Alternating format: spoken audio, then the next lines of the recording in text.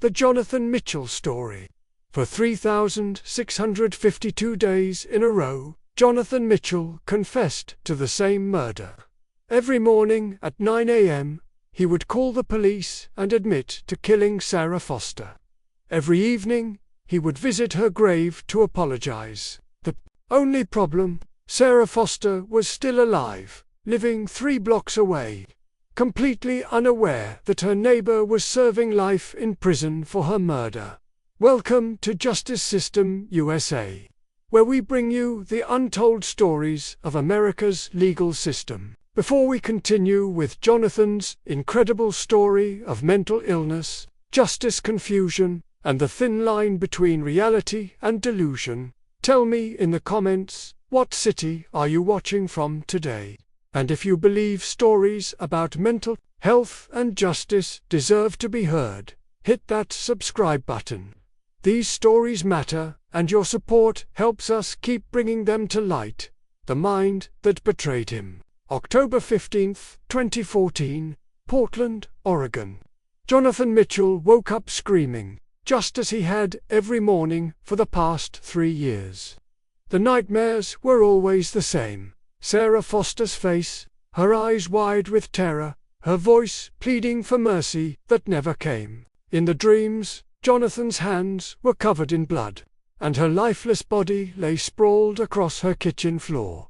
But these weren't just nightmares. To Jonathan, they were memories vivid, detailed recollections of the worst thing he had ever done. His mind told him with absolute certainty that on March 3, 2011, he had murdered his neighbor Sarah Foster in cold blood. Jonathan Mitchell was 28 years old, a former software engineer who had been struggling with mental illness since his early 20s. What had started as obsessive-compulsive disorder in college had evolved into something much more complex and devastating. By 2011, he was experiencing symptoms of schizophrenia, hearing voices that commanded him to perform various actions, and suffering from what psychiatrists would later identify as dissociative identity disorder.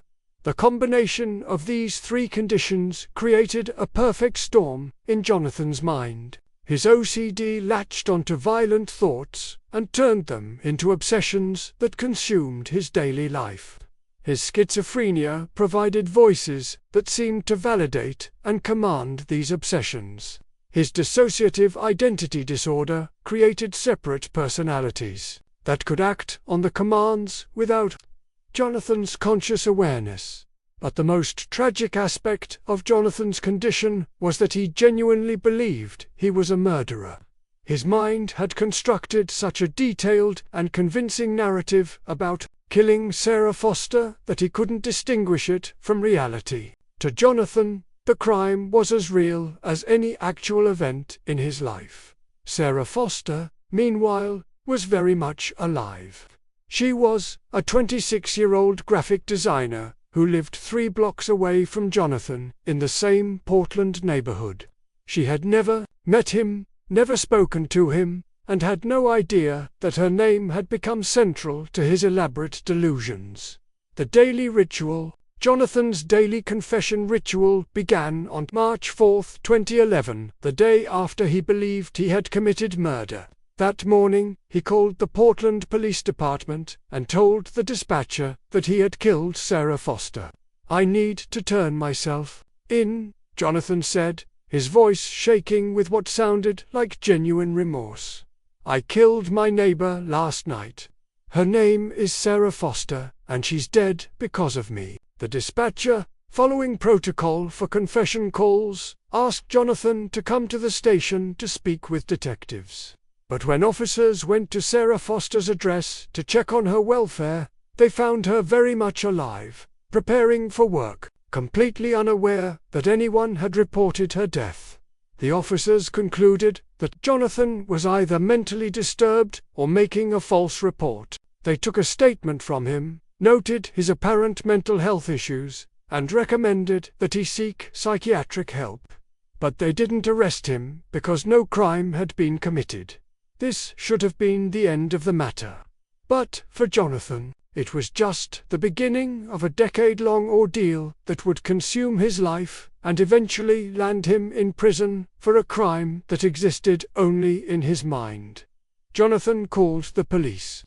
Again the next day, and the day after that. Every morning at exactly 9 a.m., he would dial the non-emergency line and confess to murdering Sarah Foster. He provided the same detailed account each time: how he had broken into her apartment, how she had tried to fight him off, how he had strangled her with his bare hands. The details were so specific and consistent that they seemed like genuine memories. Jonathan could describe Sarah's apartment layout, her furniture, even her cat's name information he had somehow absorbed through his obsessive surveillance of her daily routine. But Jonathan wasn't stalking Sarah in any traditional sense. His observation of her was part of his OCD compulsion to verify that she was really dead. When he saw her leaving for work each morning, his mind explained it away as hallucinations or imposters. The real Sarah Foster, his mind insisted, was dead by his hand. The voices and the personalities. As Jonathan's condition worsened, his daily confessions became more elaborate and disturbing. He began describing not just the murder itself, but the voices that had commanded him to kill and the separate personality that had carried out the crime. "It wasn't really me," Jonathan would tell police officers, his voice changing in tone and inflection. "It was him, the angry one. He made me do it because the voices said I had to." What the police didn't understand was that Jonathan was describing genuine symptoms of dissociative identity disorder. He experienced 3 distinct personalities. Jonathan Prime was the host personality, gentle, remorseful, and terrified of what he had done. This was the personality that called police every morning, desperate to confess and be punished for his crime. The commander was a harsh, authoritative voice that Jonathan heard through his schizophrenia. This voice gave orders, demanded obedience, and threatened terrible consequences if Jonathan didn't comply with its commands to confess his crime daily. The executioner was a violent, alter personality that Jonathan believed had actually committed the murder. This personality rarely spoke directly, but Jonathan could sense its presence and its satisfaction with the violence it had supposedly committed. The interplay between these 3 aspects of Jonathan's psyche created a closed loop of self-reinforcing delusion. The commander ordered daily confessions. Jonathan Prime complied out of guilt and fear, and the executioner's silent presence confirmed that the murder had really happened to outside observers. Jonathan appeared to be either a disturbed individual making false reports or a genuine killer who was confessing to his crime, but neither interpretation captured the complexity of his mental health crisis. The system responds. After 6 months of daily confessions, the Portland Police Department was growing frustrated with Jonathan Mitchell. His calls were tying up resources, and his insistence on confessing to a crime that clearly hadn't happened was beginning to seem like harassment rather than mental illness. Detective James Miller was assigned to handle Jonathan's case and find a way to stop the daily calls. Miller was an experienced investigator who had dealt with mentally ill suspects before, but Jonathan's case was unlike anything he had encountered. Most people who make false confessions either recant when confronted with evidence or escalate their claims to get attention, Miller would later explain. Jonathan was different. He genuinely seemed to believe he had committed murder, and he was tormented by guilt over a crime that never happened. Miller attempted several approaches to resolve the situation. He showed Jonathan photographs of Sarah Foster going about her daily life, hoping to convince him that his supposed victim was still alive. Jonathan's response was to claim that the photos were fake, or that the woman in them was an imposter. Miller arranged for Jonathan to speak with Sarah Foster directly, thinking that a face-to-face conversation would shatter his delusions. But when Sarah agreed to meet with Jonathan at the police station, his reaction was even more disturbing. "You're not her," Jonathan insisted, staring at Sarah with a mixture of confusion and terror. "You look like her, but you're not Sarah. The real Sarah is dead. I killed her. I know I killed her." Sarah Foster was understandably shaken by the encounter. She had never met this man who claimed to have murdered her. Yet he knew intimate details about her life that seemed impossible for a stranger to know. The experience left her questioning her own safety and wondering if Jonathan might actually pose a threat to her. The mental health evaluation. Recognizing that Jonathan needed psychiatric help rather than criminal prosecution, Detective Miller arranged for him to be evaluated by Dr. Patricia Anderson, a forensic psychiatrist who specialized in cases involving mental illness and the legal system. Dr. Anderson's initial assessment of Jonathan was complex and troubling. He clearly suffered from multiple serious mental health conditions. But he also presented a genuine challenge to the mental health system's ability to treat patients who were convinced of their own guilt. Jonathan Mitchell believed with absolute certainty that he was a murderer, Dr. Anderson would later write in her case notes. His delusions were so detailed and emotionally convincing that they had become indistinguishable from memories in his mind. Traditional therapy approaches were ineffective, because Jonathan interpreted any attempt to challenge his beliefs as denial or conspiracy. Dr. Anderson diagnosed Jonathan with obsessive-compulsive disorder, paranoid schizophrenia, and dissociative identity disorder, combination that created what she described as a perfect storm of psychological dysfunction. But despite her expertise, she struggled to find effective treatment for his specific combination of symptoms. Jonathan was prescribed antipsychotic medications to address his schizophrenia, but the drugs had little impact on his obsessive confessions or his certainty about having committed murder. He was assigned to regular therapy sessions, but he spent most of the time insisting that his therapists help him find ways to make amends for his crime, rather than challenging his delusions. Most frustratingly for Dr. Anderson, Jonathan's condition seemed to be worsening rather than improving with treatment. His daily confessions continued, and he began exhibiting new symptoms, including panic attacks triggered by seeing Sarah Foster in the neighborhood and elaborate rituals designed to honor his victim's memory. The breaking point. The situation reached a crisis point on March 3, 2014, exactly 3 years after Jonathan believed he had committed murder.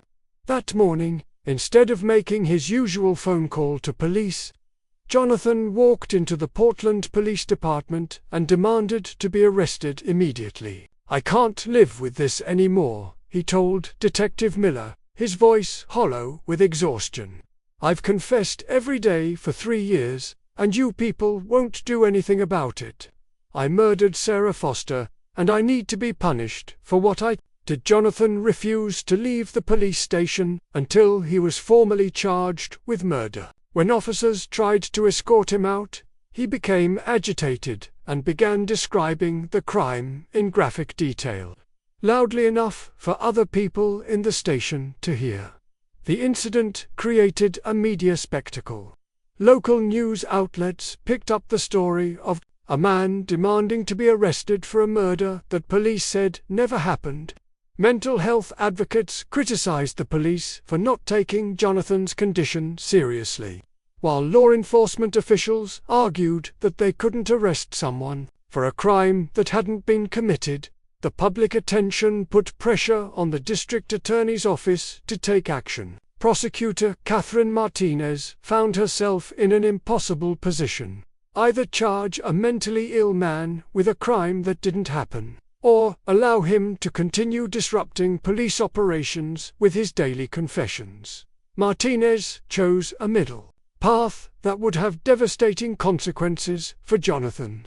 She decided to charge him with making false reports to police, a misdemeanor that carried a maximum sentence of 1 year in jail. Her intention was to get Jonathan into the mental health system through the court system, where he could receive mandatory treatment.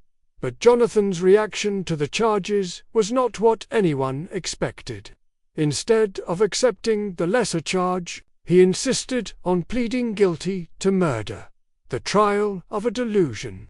Jonathan Mitchell's trial became a surreal spectacle that highlighted the intersection of mental illness and criminal justice. He was represented by Catherine Martinez, a public defender who specialized in cases involving mentally ill defendants.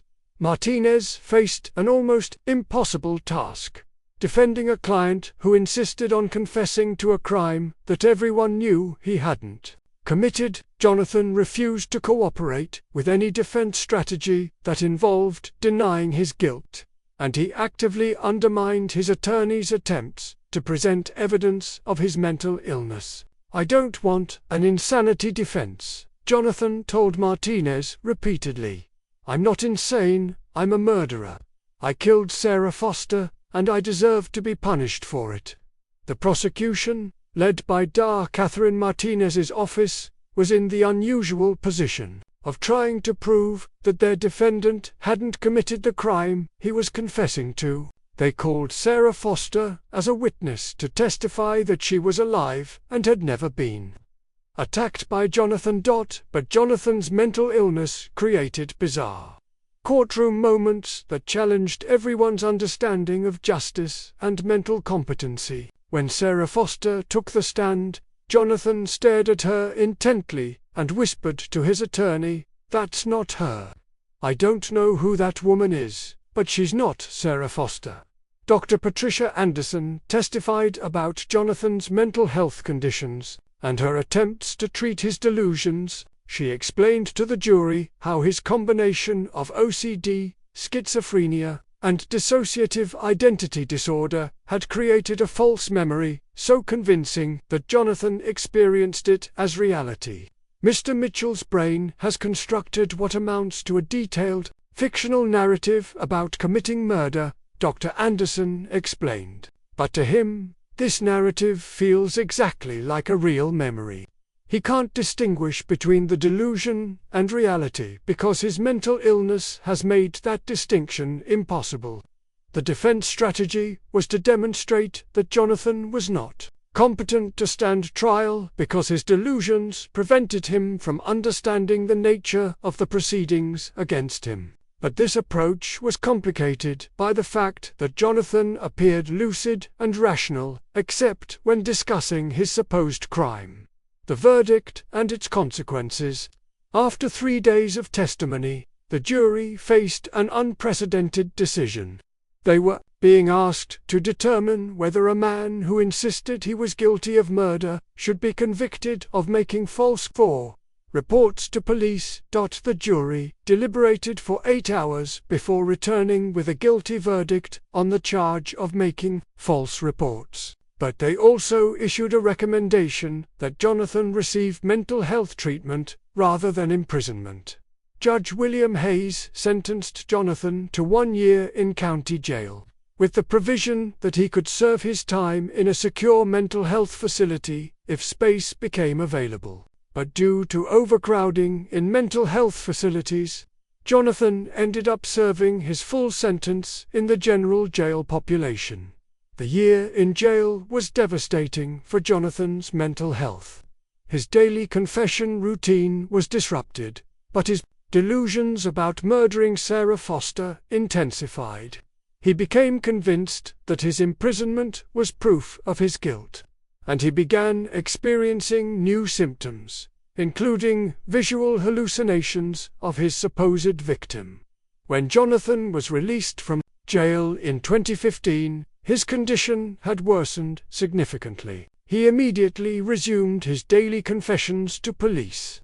But now he also began visiting Sarah Foster's neighborhood, trying to find her grave or memorial markers that didn't exist. Sarah Foster, meanwhile, had moved to Seattle to escape the media attention and the disturbing knowledge that someone was obsessed with her supposed murder. She changed her name and tried to rebuild her life. But the experience had left her with lasting trauma and anxiety. The escalation. Jonathan's behavior became increasingly erratic after his release from jail. His daily confessions to police continued, but he also began contacting Sarah Foster's family members, her former employers, and anyone else he could find who might have known her, insisting that they needed to know the truth about her death. Detective Miller, now assigned full-time to managing Jonathan's case, watched helplessly as the situation spiraled out of control. Jonathan's mental health was clearly deteriorating, but the legal system had no effective tools for dealing with someone who was convinced of his own guilt for a crime that hadn't happened. In 2016, Jonathan's behavior crossed a new line when he broke into what he believed was Sarah Foster's former apartment.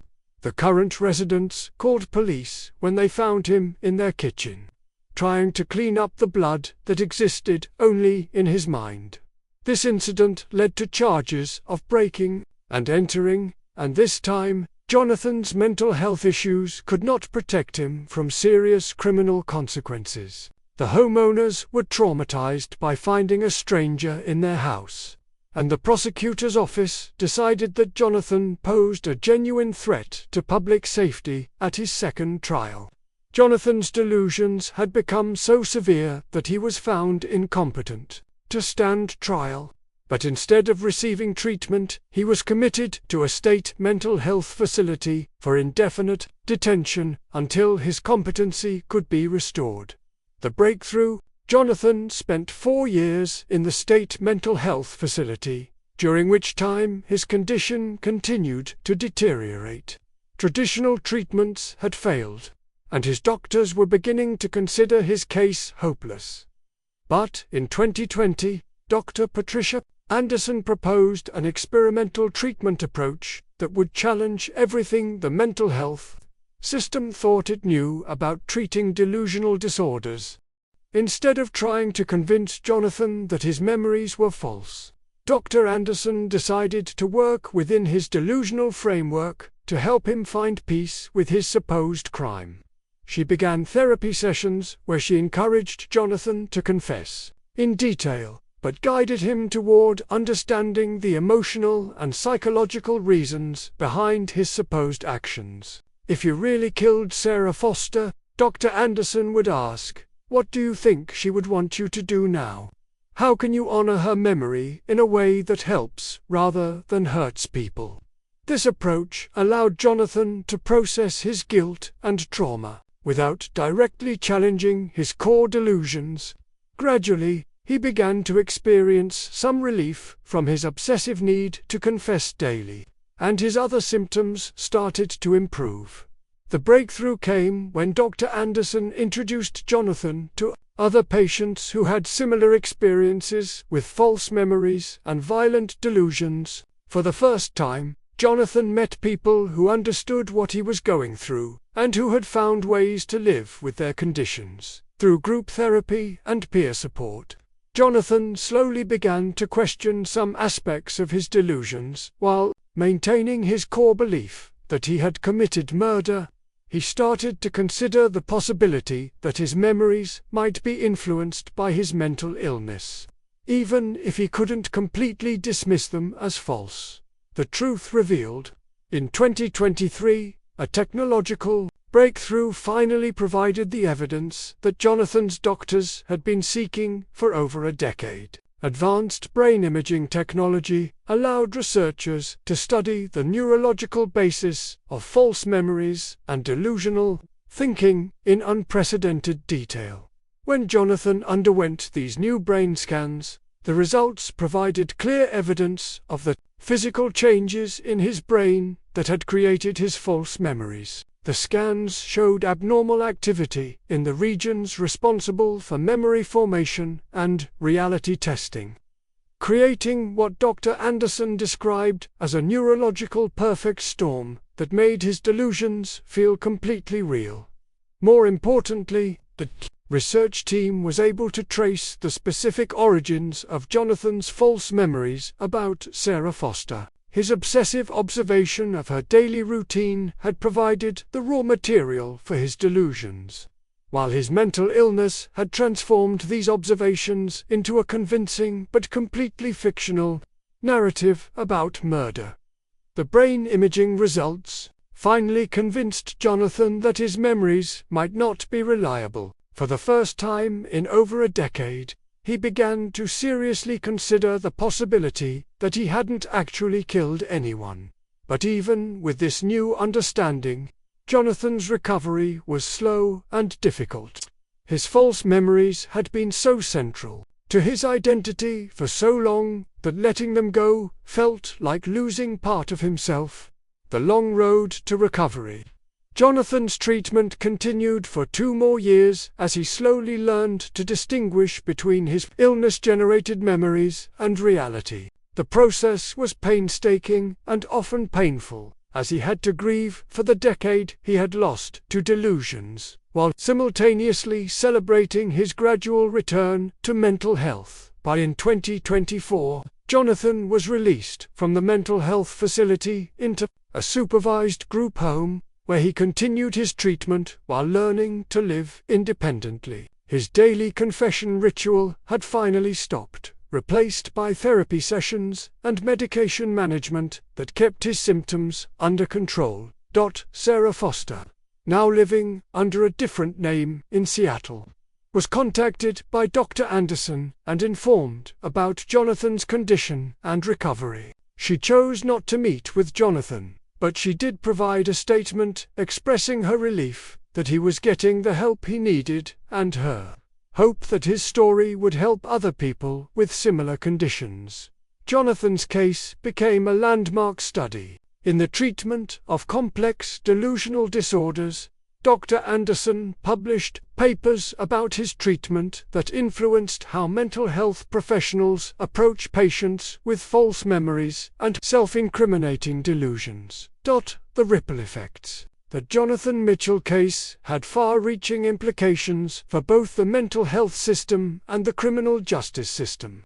It highlighted the need for better training for police officers dealing with mentally ill individuals who make confession calls, and it led to new protocols for handling cases where mental illness might be creating false confessions. The case also raised important questions about competency to stand trial and the rights of mentally ill defendants. Jonathan's insistence on pleading guilty to a crime he hadn't committed challenged legal assumptions about a defendant's right to make decisions about their own case. Mental health advocates used Jonathan's story to argue for better funding for treatment programs and more humane approaches to dealing with individuals whose mental illness brings them into contact with the legal system.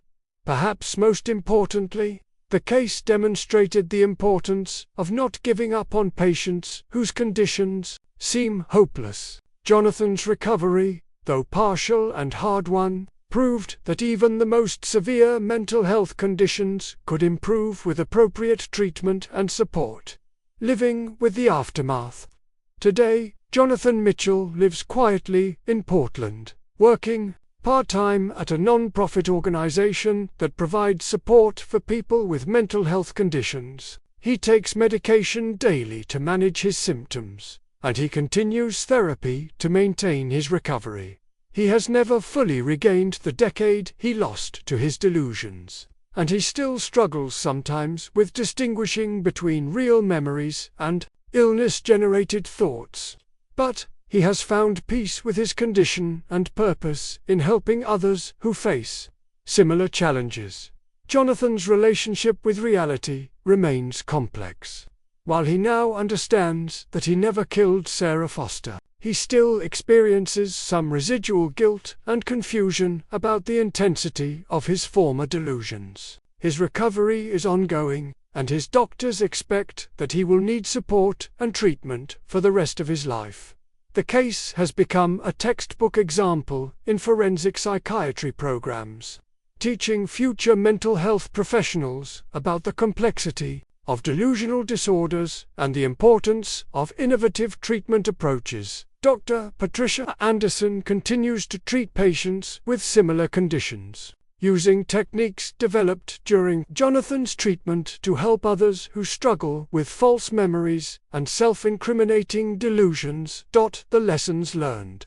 Jonathan Mitchell's story illustrates the devastating impact that untreated mental illness can have on individuals and communities. It also demonstrates the importance of understanding mental health conditions before applying criminal justice solutions to what are essentially medical problems. The case raised important questions about how society should respond when mental illness creates behaviors that appear criminal but are actually symptoms of disease. Jonathan's daily confessions seemed like harassment or attention-seeking, but they were actually compulsions driven by severe psychological distress.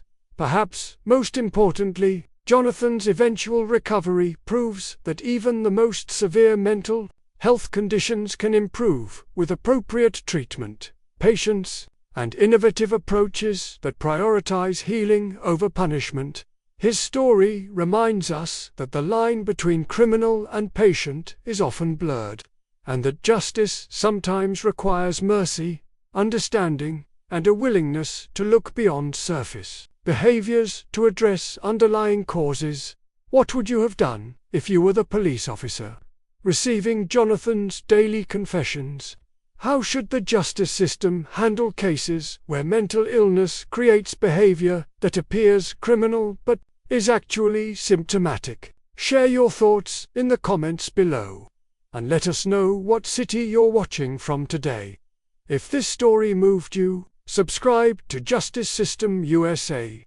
We're committed to sharing stories that illuminate the complex intersection of mental health and justice, and the importance of treating illness rather than punishing symptoms. Every subscription helps us continue bringing these important stories to light. Until next time, remember that behind every seemingly inexplicable crime, there may be a human being struggling with invisible battles that we can't understand without looking deeper. Jonathan Mitchell's decade-long delusion was a tragedy, but his recovery is a testament to the power of compassion, innovation, and the belief that healing is always possible.